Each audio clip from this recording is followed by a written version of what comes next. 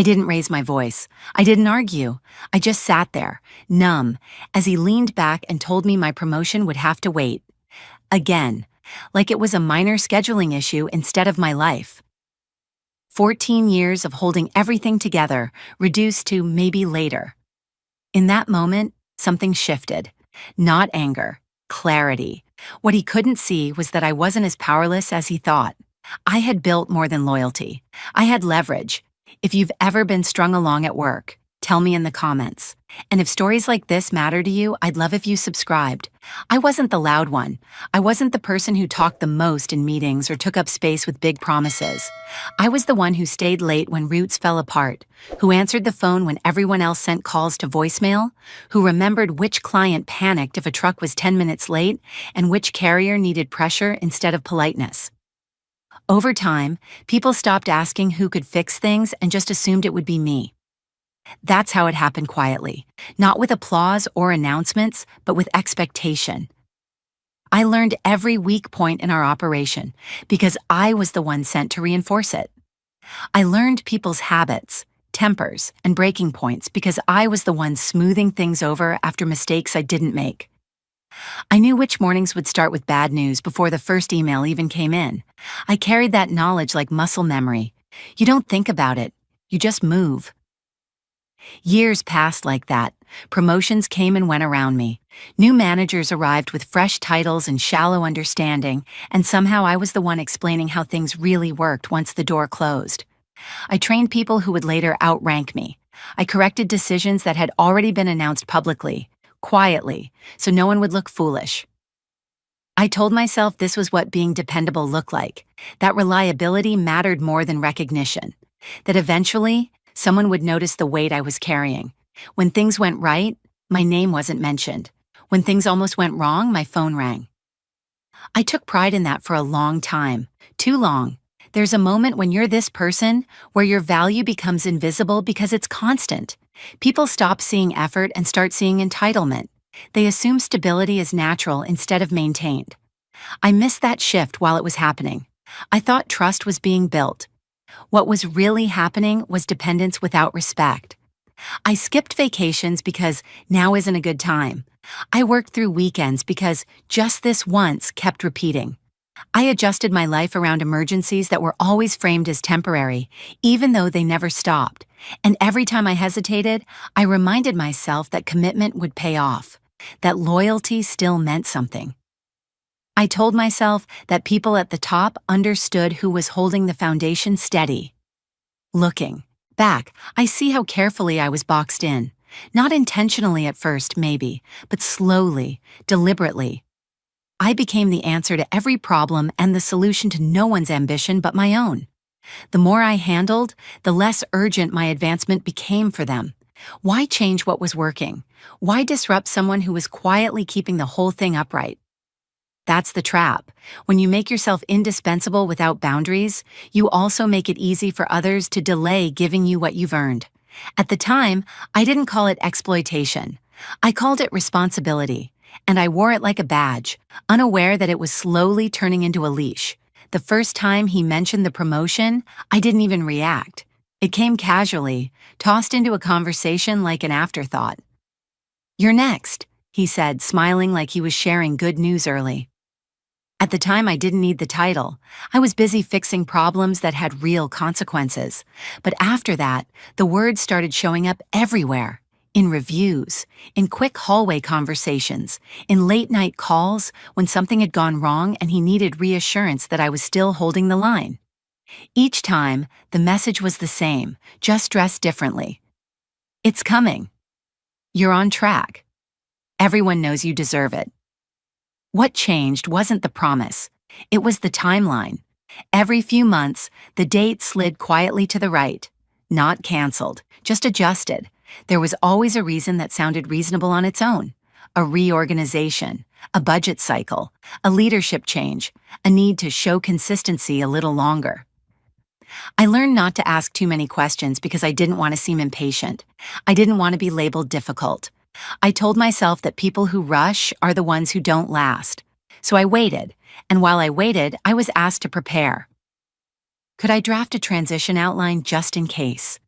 Could I mentor someone who might take over parts of my workload soon? Could I think bigger, more strategically, more like someone already in that role?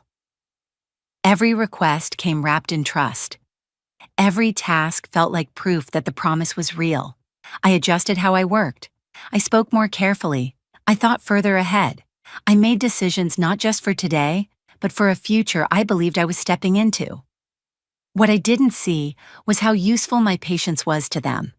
As long as I believed the story, they didn't have to change anything. They got the benefit of the role without paying the cost of it. The praise increased as the timeline slipped. "We couldn't do this without you. You're holding everything together. Just hang on." Those words can feel like validation, especially when you're tired, especially when you've invested years already, and walking away would mean admitting that waiting hadn't worked. There's a strange pressure that builds when someone keeps telling you you're almost there. You don't want to be the one who quits one step before the finish line, so you keep moving the line in your head to match theirs. I stopped asking when, I started asking what else. What else could I do to prove it? What else they needed to see? That was the mistake. Because the moment you accept vague answers, you teach people that clarity isn't required. And once clarity isn't required, promises become tools instead of commitments. By the time I realized how long I'd been standing still, I was already surrounded by plans built on a future that kept politely refusing to arrive. I walked into his office already halfway through the conversation in my head. I had rehearsed nothing dramatic, just confirmations, dates, next steps, a clean handoff plan. The meeting had been scheduled weeks in advance, placed neatly on the calendar like a promise you didn't need to question. I sat down, set my folder on the desk, and waited for him to start. He didn't rush. He leaned back instead, casual, almost relaxed, like we were about to talk about quarterly numbers instead of my future. When he finally spoke, he didn't say my title. He didn't say promotion. He said, "We need to talk about timing." That was the first crack. He explained it calmly, carefully, like someone delivering news he'd already made peace with. "The role wasn't off the table," he said. "Just delayed. The company needed flexibility. The climate wasn't right. It was all framed as temporary, even as the words themselves stretched into something indefinite."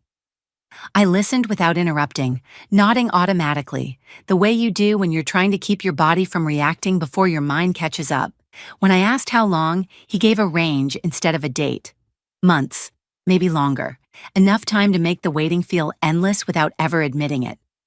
I asked about compensation, about the responsibilities I was already handling, about whether anything would change in the meantime. His answers stayed smooth. Compliments padded every deflection. He told me how valuable I was, how much trust they had in me, how important it was not to lose momentum. That was the humiliation, even if no one raised their voice. Being told how essential you are while being denied the one thing that would prove it. Being thanked for carrying weight they had no intention of redistributing. At one point, he smiled like we had reached an understanding. "Just stay focused," he said. "This will work itself out." I realized then that he believed that, not because it was true, but because it was convenient. The meeting ended the same way it began, calm, short, professional, less than 10 minutes. I gathered my things, stood up, and shook his hand because that's what I had been trained to do. As I walked out, I felt strangely steady. No anger, no urge to argue, just a sharp awareness that something had snapped cleanly instead of tearing. In that room, I wasn't overlooked. I was dismissed, politely, efficiently, and with complete confidence that I would accept it. That was the part that stayed with me as the door closed behind me. Not what he said, but how certain he was that I would keep doing exactly what I'd always done.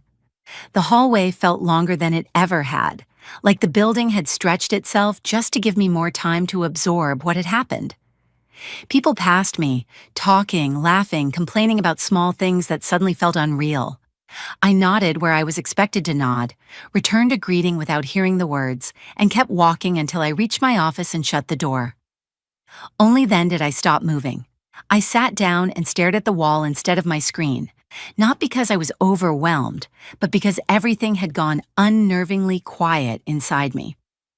I kept replaying the meeting, Not the sentences themselves, but the tone, the ease with which my future had been set aside, the confidence behind it. That was when the truth settled in. This wasn't a surprise decision made at the last minute. It was a choice they'd been comfortable with for a long time.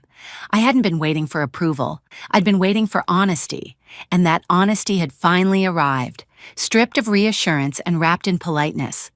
I thought I would feel embarrassed, but what I felt instead was exposed, like someone had lifted a curtain I didn't know I was standing behind.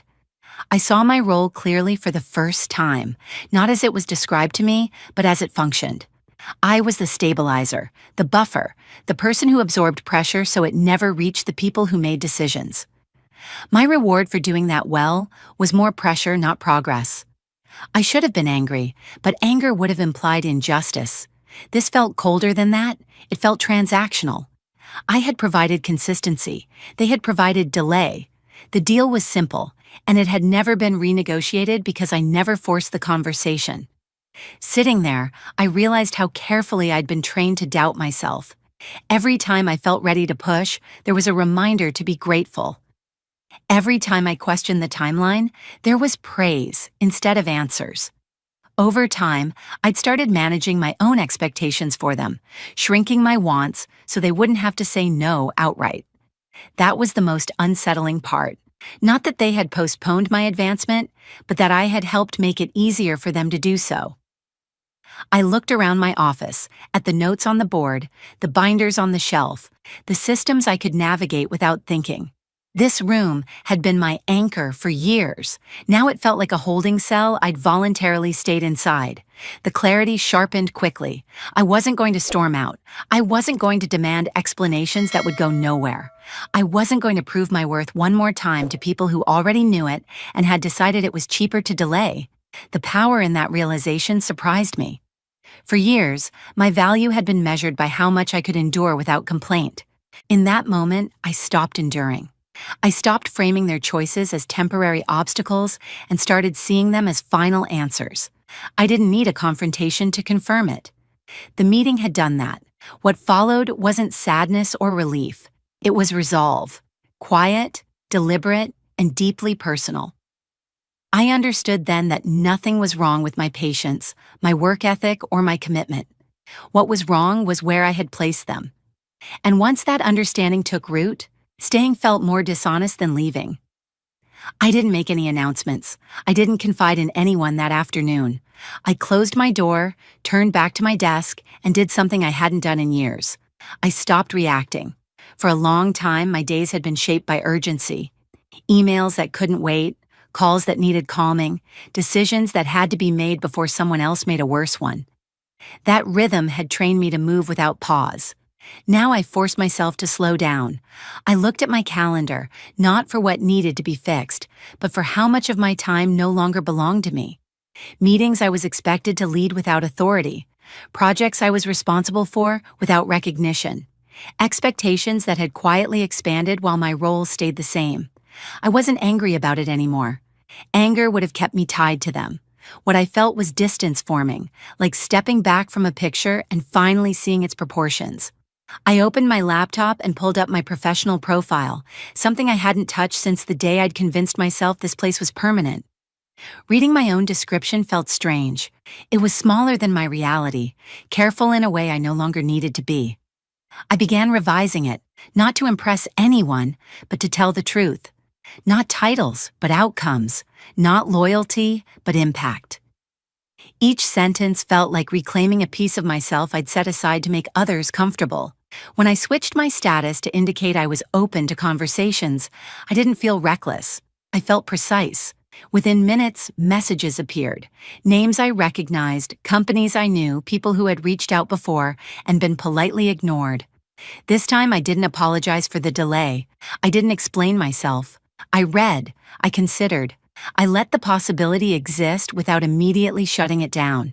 Then I saw one message that stopped me completely. It wasn't new. It had been sitting there for weeks, unopened, buried under my certainty that I didn't need options. It was direct, professional, and respectful. Someone had been paying attention from a distance, noticing patterns my own leadership had chosen not to acknowledge. As I read it, I felt something unfamiliar but grounding. Validation without conditions. No talk of patience. No promises tied to future cycles.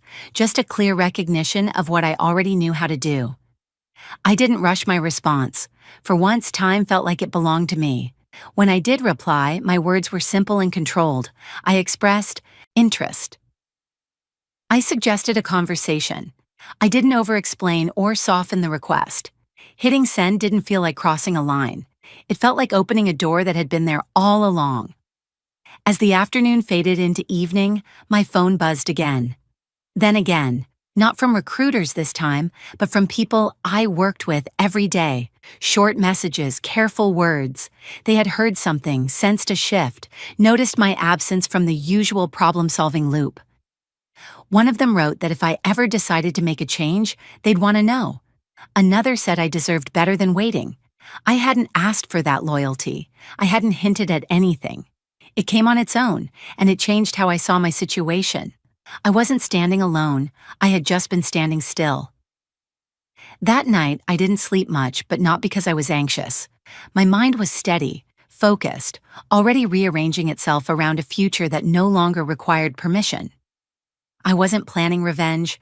I wasn't plotting collapse. I was doing something far more disruptive than that. I was choosing myself, quietly, without spectacle, and with full awareness of what that choice would eventually reveal. I didn't announce my departure with drama. I sent a short message, professional and final, and stepped out of a system that had depended on my presence without ever acknowledging it. What happened next unfolded without my involvement, which was the point. Within days, I started hearing fragments, not from gossip, but from the way the industry circulates truth faster than official statements. A missed coordination here, a delayed response there. Nothing catastrophic at first, just small failures stacking in places that had once been stable. I recognized the pattern immediately. When a structure relies on one person to quietly absorb friction, removing that person doesn't cause an explosion. It causes hesitation, then confusion, then blame. I watched from a distance as responsibilities I used to manage instinctively were redistributed to people who had never seen the full picture. They weren't incompetent, they were uninformed. Decisions slowed because no one knew which shortcut was safe to take and which rule could bend without breaking something downstream. I received messages from people still inside, phrased carefully, asking questions they used to assume I would answer before they even finished asking. I didn't respond, not out of spite, but because responding would have patched a hole they needed to see. The first real fracture came when a long-standing client flagged a pattern instead of a single issue. That's when concern shifts to doubt. Doubt spreads faster than mistakes. Meetings were called, processes were reviewed, temporary fixes were introduced without understanding why the original ones worked. Each fix added complexity instead of removing it. The organization began chasing symptoms instead of addressing the absence at the center. I knew how this would look from the inside because I had spent years preventing it. Without a clear owner, every decision became political. People hesitated to take responsibility because accountability without authority is a trap I knew well. The tone changed. Where there had once been confidence, there was now defensiveness. Where there had been calm problem-solving, there was urgency without direction. Leadership started asking questions they should have asked years earlier, but by then, the answers weren't simple. They tried to document workflows that had lived in my head because documentation had never been prioritized. They brought in outside help, people who charged by the hour and asked for context that no longer existed. Every attempt to stabilize revealed another dependency they hadn't known was there. Meanwhile, I was building something new. Quietly, deliberately, with people who asked for input instead of assuming availability. The contrast was stark. On one side, a system unraveling because it had mistaken endurance for infinite capacity. On the other, a structure being built with intention, boundaries, and clarity. The messages kept coming. Another resignation, another account under review, another leader stepping in to cover a gap they didn't understand. I didn't feel satisfaction watching it happen. I felt confirmation. The kind that settles an argument you stopped having with yourself. This wasn't about one decision or one delay. It was about a pattern that had finally lost its buffer. When people talk about operations failing, they imagine dramatic moments. What actually causes collapse is quieter than that. It's the moment when too many people realize at once that the person who made everything feel manageable is gone. By then, it's already late. From where I stood, the outcome was inevitable. Not because I wanted it, but because systems reveal their truths when pressure is applied. And without me there to absorb that pressure, the truth had nowhere left to hide. By the time the dust settled, no one needed to explain what had happened. The results spoke clearly enough on their own. Projects slowed, confidence eroded. Clients who had once felt secure began asking pointed questions about continuity and leadership. From the outside, it looked like a sudden decline. From my perspective, it was simply the absence of something they had taken for granted for too long. I didn't feel vindicated. I felt finished. Finished explaining, finished justifying, finished shrinking myself to fit into a structure that relied on me but never planned around me. In my new role, the difference was immediate and unmistakable. Decisions were discussed openly. Expectations were stated clearly. When something went wrong, it was addressed without theatrics or blame. My experience wasn't treated like a favor I owed, but a resource the organization respected. That shift changed how I showed up. I wasn't exhausted in the same way anymore. The weight I had carried alone was now distributed by design, not crisis. Every so often, I'd hear another update from my former workplace. Another leader reassigned, another team reshuffled. Eventually, the person who had postponed my future was no longer in a position to delay anyone else's. I didn't celebrate that. I didn't need to. Consequences don't require witnesses to be real. What mattered was the quiet lesson that had settled into me permanently. Loyalty, when it isn't mutual, isn't a virtue. It's a vulnerability. I had spent years believing that consistency would eventually be rewarded, that patience was proof of professionalism. What I learned instead was that patience without boundaries teaches people how little urgency your growth requires. Walking away didn't make me brave. It made me honest. Honest about what I had given, what I had received, and what I was no longer willing to trade. The ending wasn't dramatic. There was no apology waiting for me, no final conversation that tied things up neatly. But there was clarity, and that was enough. I had placed my effort somewhere it could finally take root, somewhere it could grow without being delayed by convenience. When people ask me now what changed, I don't talk about titles or timing. I talk about recognition, about the moment I stopped waiting for permission to be seen. If there's one thing I would say to anyone standing where I once stood, it's this. If your value keeps being postponed, believe the pattern, not the promise. The right place won't ask you to prove what you've already demonstrated.